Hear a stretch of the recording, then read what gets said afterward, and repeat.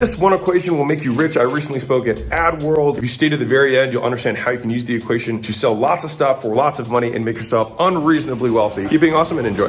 Big picture, there's two things that I want to talk about. One is how do you create and sell valuable things, right? You probably hear people say, hey, like provide more value, give value away. Like it's all about value, value, value. But like no one defines what is value. What does that even mean, right? What are the components that create a more or less valuable product or service? The second part is one of the 4 different things that you can do to enhance value. All right, so once you have a valuable thing, you can enhance it by adding scarcity, you can enhance it by adding urgency, you can enhance it by adding bonuses, or you can enhance it by adding guarantees. And you can also, as a fifth half bonus for you guys, you can enhance the value by simply naming it in a way that resonates more with your avatar or the type of person that you want to sell to, okay? And so if those are the 5 things that can enhance the value of the thing that you're selling, if you have all 5 and you do them well, you will sell more than you would if you didn't have them. Now, I won't have time to get into all 5. I'm just gonna talk about one of them, which is guarantees. So big picture, we're gonna talk about how to create and destroy value in the things that we sell, and we'll talk about how to reverse risk through guarantees to make the things that we are selling more compelling to them, because now they won't fear that they're not gonna get the outcome that we promised. Cool? Awesome. I spent a very long time trying to figure out what value meant, and it's because we work with a lot of portfolio companies, and we want to think about how we can create new product offerings that are going to sell for lots of money with big margins and make us all rich, right? I wanted to come up with an equation that would encapsulate this so that we could basically formulate or formulaically approach the problem. So it's like if we check these boxes, we're going to get something valuable. And we can just do this over and over and over again. And I had to do it that way because I can't be the person who's making the products in every one of these companies at this point. So I have to create a process around it, okay? The 4 variables are as follows. So if you're taking notes or you have something on your side screen, these are the writer downers. Number 1 is the dream outcome. Is the thing that we are promising something that people actually want? All right, and I'm going to dive into each of these 4 in a second, but I want to just give you the 4 and then we'll double click, all right? So that's number 1. And when you're writing these down, write it down like a fraction. So draw a line right in the middle of your paper or whatever, and you'll have 2 on the top and 2 on the bottom. So number 1 is your dream outcome. Number 2 is the perceived likelihood of achievement. How likely does someone believe that if they purchase your thing, they're going to achieve the outcome that we are promising? A lot of words, hopefully a simple concept. Number 3 is the time component. In essence, how quickly are they going to get the thing after they pay? The 4th is the dual-sided coin of effort and sacrifice. What does someone have to start doing that they don't want to do as a result of this purchase? And then what are the things that they have to stop doing that they would like to keep doing that they cannot no longer do as a result of this purchase, all right? So those are the 4 things. And what I'd like you to do in thinking through this as we break it down is think about your own products and services that you have and think about how they stack up in using this equation, all right? I'm gonna give you a big picture back and forth example, and then I'm gonna dive into each of them in more detail. If we were to think about an ideal outcome, all right, so let's use weight loss because it's an example that most people can understand, all right? So why is it that let's say you have some things that you can sell for weight loss, like $50,000 surgeries for liposuction. And on the other hand, you've got a $5 ebook that promises a skinny tummy. If they make the same promise, right, which is the dream outcome, number 1, how is it that these 2 things are so different in price, right? Well, it's the other 3 variables, right? Because the dream outcome, people want to lose weight, right? And so that's unit number 1. Now, the reason that that is number 1 of the 4 is that if I were to say, hey, I can make you $1 million versus losing weight, most people, many men especially, would probably value making money more than they would value losing weight. Not always, but oftentimes. As a category, investment things, franchise opportunities, business opportunities tend to sell for a higher price, which is the kind of the component of B2B, business to business versus business to consumer. By and large, when you have 2 different things like that, we use the dream outcome to differentiate entire industries or categories of products as being more or less expensive. Now, once we have the same dream outcome, like weight loss, being delivered, then we move on to the other 3 parts of the equation. Let's go on to perceived likelihood of achievement. If I have 2 people who are selling the same exact thing, let's use a doctor in that weight loss example, like the liposuction guy. And let's say that liposuction guy A, doctor, has done 10,000 surgeries of liposuction. And let's say Dr. B has done 1. Same surgery, same dream outcome. It's gonna take the same amount of time, same amount of effort for you. This guy might even spend more time on you than this guy because he's not as experienced. Which one are you going to go with? Probably the 10,000 guy. Why? Because of the perceived likelihood of achievement. We have lower risk associated with making this purchase because we believe that if we give this money, we're going to have the outcome that we desire. And so if you think through this in terms of your own products, you're like, am I doing a good enough job before the purchase of increasing someone's perceived likelihood of achievement? Because in a very real way, that confers itself or it translates into higher prices. This guy, even though it probably takes him less time to do the surgery, he actually can charge more than this guy. Isn't that wild? So we've got the dream outcome. Is the thing something people actually want? What's the perceived likelihood of achievement? Now, if we stop there between making big promises and making people believe that it's actually going to happen for them, that is what the majority of young and new entrepreneurs spend their time on. Most people, myself included, spent the first half, 2/3 of my career trying to beef up the top side. I would promise bigger and I would show more testimonials, more results. Promise bigger, more testimonials, more results, right? More third-party edification, more celebrity endorsements, etc., right? But I believe now I've done this a little bit, that the actual fortunes rely on the bottom side of the equation, okay? So remember, this is the top side that creates value. The bottom side of this fraction are the things that destroy value. Our goal is to increase the top side and decrease the bottom side. So with time, there's two components of time. We have the time delay between when you buy and when you get, and then the amount of time to immediately start seeing any kind of outcome. So it's like the experience along with it. So for example, if I signed up for a gym membership, right, using this weight loss example, I might know that I'm not going to lose the weight for a year, but if I start seeing value from the community, I start, feeling more upbeat, etc., I'm going to start experiencing benefits that might not be my big goal, but I'm going to have other things along the way that are going to still deliver value quickly. The whole component of time here is how quickly between when I buy and when I get. I'll give you a B2B example and a B2C example. In a B2B example, let's say you own a marketing firm. So this is AdWorld. So I'm sure this will resonate with a lot of you guys. If you have two agencies that are side by side and they both say, hey, I'm going to do some marketing for you and I'm going to get your phone to ring, one way or another. Marketing agency A says, okay, now that we're doing this, you're gonna have to start, recording lots of ads for us, and we're gonna be meeting 3 times a week, an hour each time, and you're probably gonna take 4 hours a week to record these ads for us, and it's gonna take us 60 days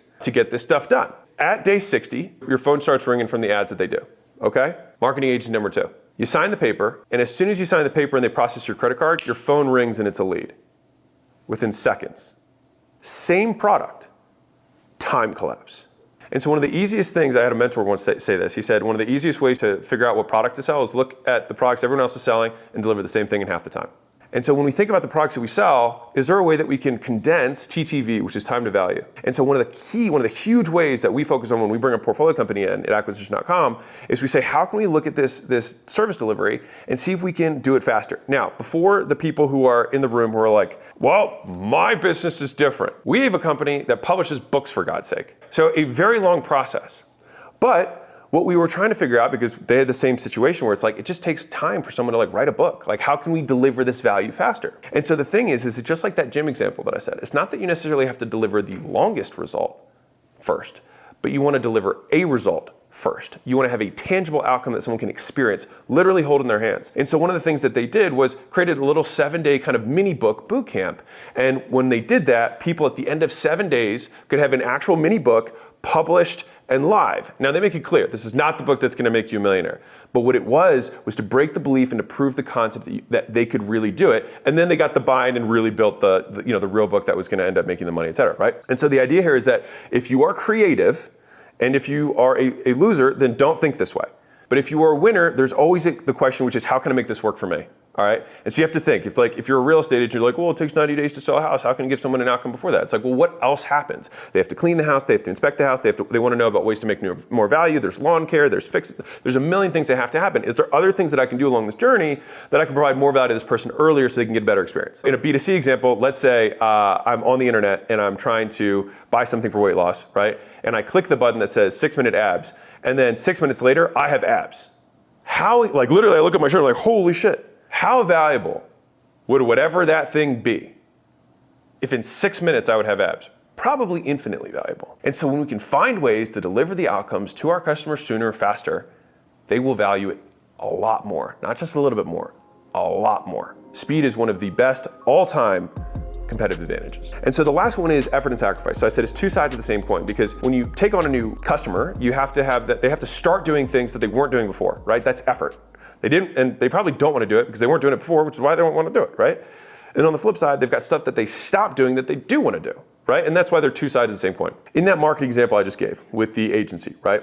Let's say marketing agency A and B, and I said A had, you have to three meetings a week, and you've got 4 hours to deliver us copy and creative and whatever, right? Versus the other agency that's like, oh, we've already tested all the stuff for your industry, and we've got videographers and whatnot who can already just start running the stuff. Like, you just pass and it's taken care of. How much more valuable is the guy who takes none of your effort and sacrifice, takes no effort on your part to make this outcome occur? So if you're thinking about this within your own business, the way that we like to think about these four variables, right? When we have the effort and sacrifice, the goal, just like time, is to decrease it. And if we're repeating the same activities with every one of our customers, how can we streamline that? How can we predict what is going to happen? And how can we make 3 onboarding calls into one? And how can we make one onboarding call into a checklist? So how can we streamline this process such that it's seamless and effortless and ideally immediate for them to achieve the result? All right. And so I said there's four variables in the value equation. You've got a big dream outcome that people want to experience. They believe that the likelihood that they're going to experience it is very high. The time that they have to wait between when they buy and when they get is as little as possible. And then the effort and sacrifice is 0. And when you put those 4 things together, you have a very valuable product. And so when I said that the bottom half of the equation is the more valuable thing, that as I've learned, is that it's very easy to make bigger promises and throw testimonials and things like that. It's much harder to actually have the operational effectiveness to drive results faster and decrease the amount of effort that a customer has to put forth. And so the competitive moats that exist in the big businesses are on the bottom side of the equation. Netflix took over Blockbuster because they made consumption of movies and TV shows immediate, and your effort and sacrifice of you didn't have to get up in your car, drive around the corner, 15 minutes, walk around, grab the thing, and then, not to mention, return it 3 days later, which is 0 value add to you, right, without getting your late fee. They just got rid of all of that, so you could just take your phone and start watching. But the actual dream outcome and perceived likelihood, on both of those occasions, that people thought they were going to watch a movie or watch a TV show, and they were very certain they wanted to do it, right? So like, the top side was the same. The bottom side of the equation is where they killed everyone. If you look at Amazon, they made the purchasing process seamless on 2 angles. If I can click with one button and it comes tomorrow, they made the effort and sacrifice virtually nothing in terms of the purchasing. And then the time delay is virtually nothing in terms of getting the thing. And they continue to shrink that time gap. They sell the same products as everyone else, literally. But what did they do? They increased the perceived likelihood of achievement by adding all the reviews. So people believe that when they buy the thing, they're going to get the outcome they really want, the job they hired the product to solve. They believe they have when they have that because of the reviews that Amazon leaves, right? The time, because they get it immediately and they can buy it quickly, and the same thing with the effort and sacrifice, right? And so that's ultimately how Amazon is able to beat, because they provide value. All right, is this making sense? Is this cool? You guys digging this? Okay. I'll give you one cool benefit of that 4-part stack, and then I'll segue into the guarantees portion, all right? So I gave you 4 variables. Guess what those 4 variables also equate to? They equate to headlines and copy. So if I want to promise something to a prospect, what am I going to say? Here's the dream outcome. Here's a number that is related to the amount of people who we've helped achieve this thing. Here's how long it took them to achieve that thing. And then here are stipulations around that claim. And if you have data from your customer success department, which hopefully you do, right? Which is percentage of customers who maybe leave a 5-star review, or percentage of customers who achieve X outcome by X date under this condition. Now you have claims that you can use that are very compelling in your marketing and your copy. These can be headlines in emails, they can be headlines in ads, they can be on your sales pages, they can be hooks in your videos and creative content. And so when you think through these 4 variables, they are the consistent variables of claims in general. So when you want to communicate to a chiropractor that you can help market for his facility, you're going to say 70% of our chiropractors that we work with achieve over 100 patients in their first 30 days without having to make an ad, effort and sacrifice. And so when you do something like that, you use those 4 parts of the equation, that is also reverse engineers copy, because they should be related, because value is what people want to buy. And so your ability to persuade and your ability to understand and communicate value should be married. When you're thinking about your products and services and you have these 4 variables, you're like, okay, how do I do this, right? So the way that we think through this is that we create a big list of problems, all right, which is, I like to think about in sequence, which is, what is every single mini micro step as chunked down as humanly possible that someone has to go through to experience this result? So if you're in the physical products business, then that's why Amazon spent so much time on the actual purchasing, because there's not a ton that they have to do. But once the person receives the product, what their first impression of the box, the unpackaging, the directions that they get in order to use it, what the using it experience looks like the first time, the second time, etc. How can we streamline that process for them? How can we give them different ways that they can use the same thing, right? In the services side, there's probably a lot more micro steps that somebody's going to have to take in order to achieve the outcome, right? And so the idea is we want to write down every single problem they could possibly encounter throughout their entire journey with us. And then we want to write out what the solution of that would look like. Now, we're in fictitious world here. We're saying blue ocean, what would we do to solve every one of these problems, right? And we get this huge list. A lot of guys who go through the book have 100+ different little mini micro problems and mini micro solutions that they have. Now, once you have this huge thing, this is a fun activity to do with your team, is how can we make the thing we sell more valuable, right? And once you have that list, you then do something I call the trim and stack, which is you look at that list and you say, which of these is the most valuable to them? Which is the one they suffer the most from that is most valuable to them? That's category number one. Then, next to those, which of these would cost us virtually nothing to build or implement after we have a first-time experience, right? So it's like if you have to build out like a grocery calculator, it's going to take you time one time, but then every time after that, it's done, right? What's the incremental cost of each of these solutions? And so then you order those in terms of, I just would go low, medium, high. It's very simple. And so then for me, what we do with the companies we have is we look at the things that are high value and cost us very little to provide on increment, and we cut everything else out. And then we have something that's extremely valuable and costs us very little. And that's how you have a very high value, very high margin product or service that you sell. That is ultimately how we recreate value in a business. And we like to think about it as like, what are all the capacities of the business? What are all the problems they could potentially solve? And then which ones will we choose to solve? And then once we're very ruthlessly clear on the problems that we choose to solve, we cut out everything else and say, that's just not a problem we choose to solve. We know we could solve it, but just based on the economics of that solution or that problem, we don't want to be the ones to do it. And then we stay ruthlessly focused on the things that we do more of it. Okay, now, most people think that they're selling against their competition. I disagree. What you're really selling against is inaction. You're selling against doubt. You're selling against the biggest obstacle, which is risk. The comfort of not doing the thing or not buying the product is so high, we have to help decrease their action threshold, right? We have to lower that bar just so they can just step right over it, because up here, they don't want to take action because it's too comfortable. We have to lower it so much so there's so little friction for them to take action with us that they buy. I think one of the more compelling things that a business can do is offer guarantees, all right? Guarantees are you assuming a certain percentage of the risk from the buyer. Whenever there's an exchange between two parties, there's a certain amount of risk that both parties incur. And so if you have these two parties and there's a certain amount of risk that's shared, you can shift the risk in your favor because you have more knowledge about the fulfillment than the client does. Why? Because you've done this 100 times before and this is their first time. And so it would make sense that we shift some of that risk in our favor. And we do that in the form of a guarantee rather than like insurance. But you can think about guarantees as purchase insurance for the buyer. And so there are 4 ways that I think through guarantees and creating and structuring creative guarantees. The 4 types are unconditional guarantees, which means it doesn't matter what you do. If you just want your money back, we'll give it back to you. That is the strongest type of guarantee. Now, it depends on the type of business. If you can offer it, I think you should. Because if you do the math on if I reverse the risk and I get 20% more sales because of this unconditional guarantee, and I get 5% more refunds, and not even 5% more on an increment. Let's just say you go from 1% refunds to 5% refunds, which would be a massive increase in refunds. You still added 15% to your sales, and it was still worth it mathematically. That is why having the guarantee is just a math equation. It's not like you can't let your emotions be like, well, we got more refunds now. It's like, yeah, we also got 20% more sales. So you just have to think about it like that. Just be a business person and not emotional about it.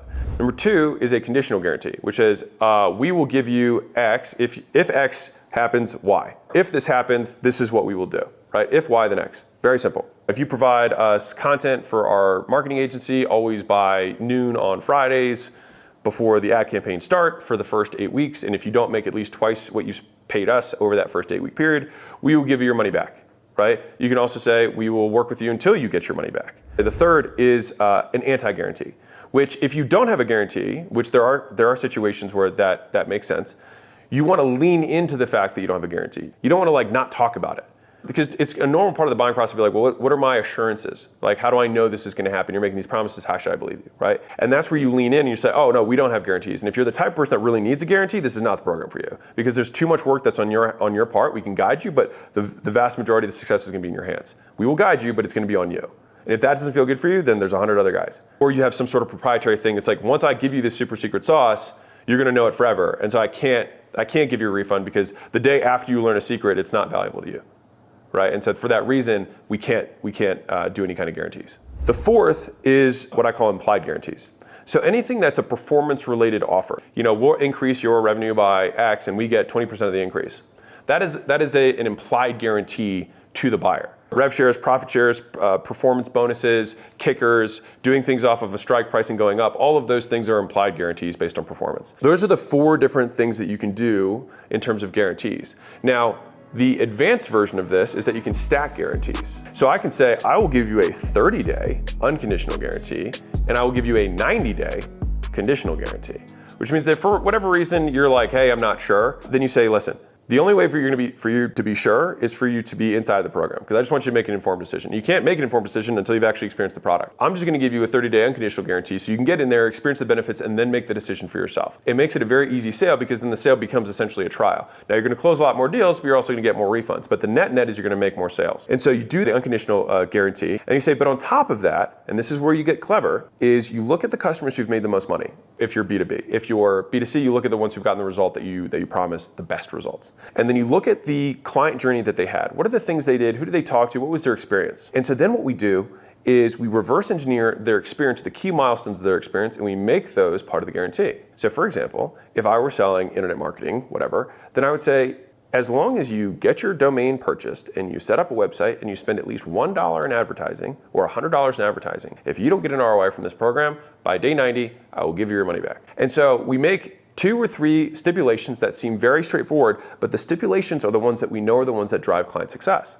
In so doing, we basically guarantee that they will succeed, which is the point of the guarantee. And so we say, listen, if you're trying to lose weight, I will give you 2 times what you paid me by the end of this 90 days if you show up to every one of the workouts and you send me a picture of all your meals. That's it. If you do that, at the end of the 90 days, I guarantee that you lose the weight that I promised you're gonna lose. And so you just look at what are the things in common that the people who had the biggest successes did. And you just look at the fewest common variables, because the more stipulations you add, the weaker the guarantee is gonna be. I'll tell you a fun one if you just wanna get weird. If for some reason you have any kind of like coaching or any kind of business that's like that, the compliance of opening a Google Doc and writing what you're gonna do that day, and at the end of the day just saying what you did over, I think it's like 6 weeks, is like 1% or 2% compliance. Like people just can't do it. It's so simple. If you want, you could just say, hey, here's my guarantee. If you just say what you're gonna do, and at the end of the day, you say what you did for 6 weeks and you don't get the results, then I'll give you the money back. And you automatically know that 99% of people are not gonna do that anyways. So anyways, fun one for you guys. One of the things that people suck at with guarantees is that they make the guarantee amorphous. They say results guaranteed.